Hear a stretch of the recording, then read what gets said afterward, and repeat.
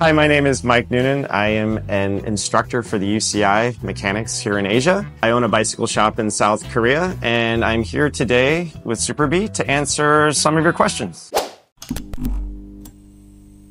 I dream of becoming a bike mechanic. Any tips or advice you can share? Yeah, it's a great job. I love being a bike mechanic. The first thing is I would look for a good mechanic in your area, and I would try to work with him. I would see if you could learn from him. In my case, I ended up working for a guy named Mike Davis. He was an incredible mechanic. I worked with him for 5 years, and he was really tough, but he made sure I did everything perfectly. So you need a good teacher. And so that's number one. So you need to seek out the best teacher you can. So that's number one. And then you really need to see if you're passionate about it. I love it. I loved it then. I still love it now. Because if you're not passionate, you're not really going to stick to it. So you need to be honest with yourself. Do you really love this? Because being a bike mechanic, it doesn't pay great. It's, if you're doing it for the money, you're doing it for the wrong reason. But it is something really great, making a bike perfect for a customer, seeing them riding it, seeing a smile on their face, seeing them coming back from a good ride. And it makes it nice for me. So you really need to make sure that you have the passion to do it.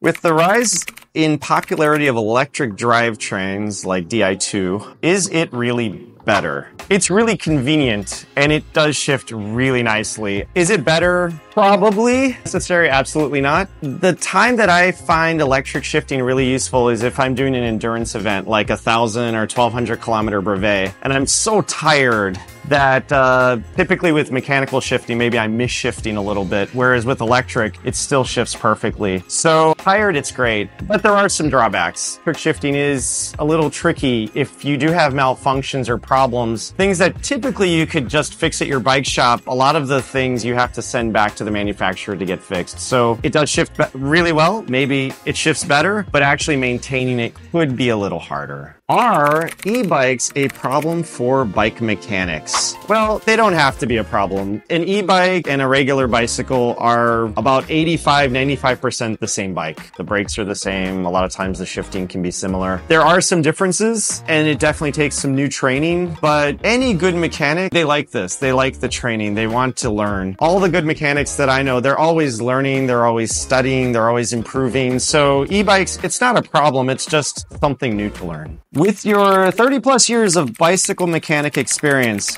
it's a long time. What have been some of the biggest improvements with bike tech?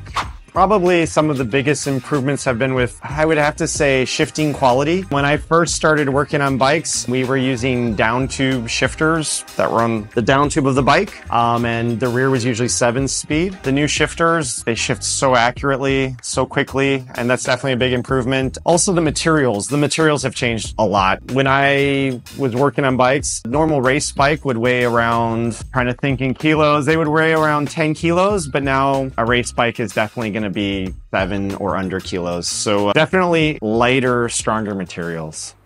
So what have been some of the biggest bike tech failures?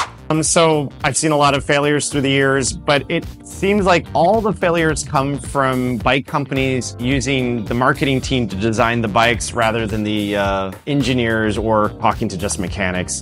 Some of the bikes become so bloated with weird features, it makes them hard to work on and kind of silly, like it's just not a good bike anymore. So those are usually where all the failures come from. You work with tools all day. What are some of your favorite or most used tools? Okay, I really like this question because I do use tools all day. And I gotta say the first and probably most important is a really good high quality set of Allen keys. I use Allen keys, especially the size 4 and 5, constantly all day long. And the Allen keys are not created equal. Some are really good. Some, the metal's not very strong. They round out quickly and you end up damaging things. So a really good high quality set of Allen keys, definitely number one. Actually, I've been using a set like this for about 2 or 3 years. They're still good as new. Awesome. So I really love these. Next, a good Y wrench. When you're building bikes out of a box kind of quickly, these are just really handy.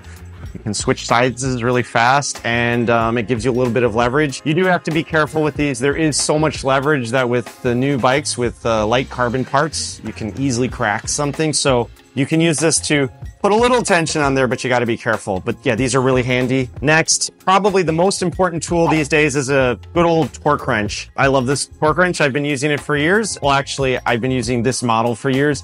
I typically change torque wrenches once a year because they need to be calibrated. And if it's not calibrated properly, you're not getting the torque that you want. So yeah, I use torque wrenches all the time. It saves you a bunch of money, and it's also makes the bike a lot safer. So yeah, love torque wrenches. And probably the last one I would mention is this nipple driver. I'm really proud of this. I helped design it. I had different nipple drivers and none of them were perfect. They were all good, but not perfect. So I talked to the guys at Super Bee and I said, hey, can you make a tool that has a little spinning end? Because when you're turning it, it's comfortable on your hand.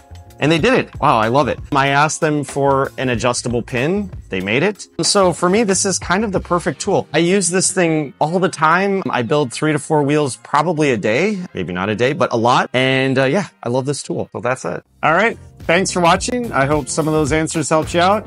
If you have any more, please comment below. And don't forget to like and subscribe. And Super Bee is going to be coming up with some more content. So please come back to the channel and check it out.